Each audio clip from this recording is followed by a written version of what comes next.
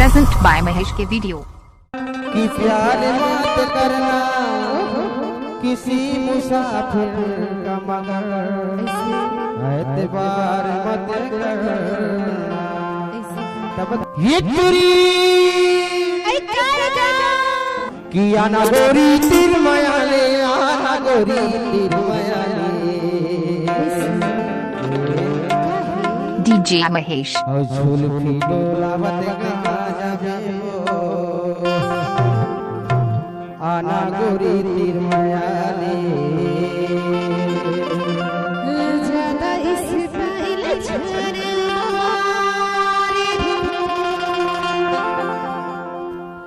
नहीं तो गाड़ी मार ये बही और कहीं का डोलावत कहाँ जाबे हो, आना गोरी तीर मायाले। डोलावत कहाँ जाबे हो, आना गोरी तीर मायाले।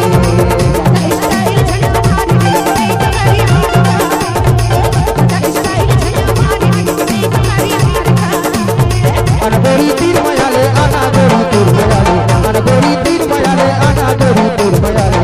अनगोरी तीर मायाले, आना गोरी तीर मायाले। अनगोरी तीर मायाले, आना गोरी तीर मायाले। अरे तीर में बुला के काहे करवाबेगा?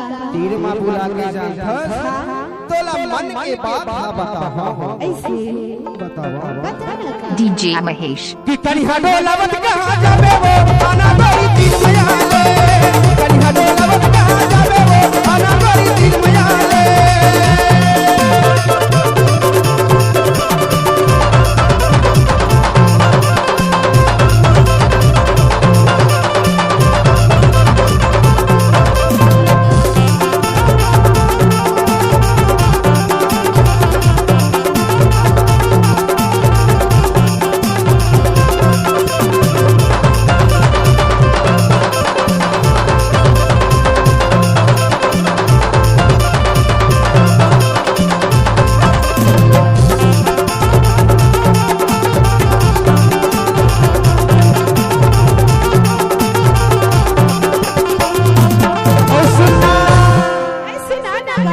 अच्छा तय आसो अपन बारी में का लगा हसबो।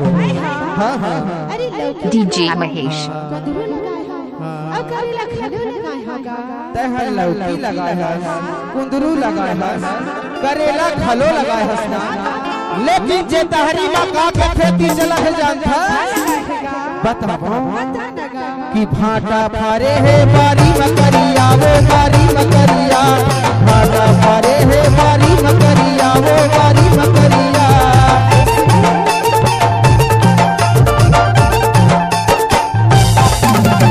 भाटा फारे है बारी में करिया वो, बारी में करिया। भाटा फारे है बारी में करिया वो, बारी में करिया। 16-17 के उम्र हवे बाली उमर गोरी कहाँ जाबे। 16-17 के उम्र हवे बाली उमर गोरी कहाँ जाबे। कि 16-17 के उम्र हवे बाली उमरिया गोरी कहाँ जाबे। अरे कहाँ जाबे।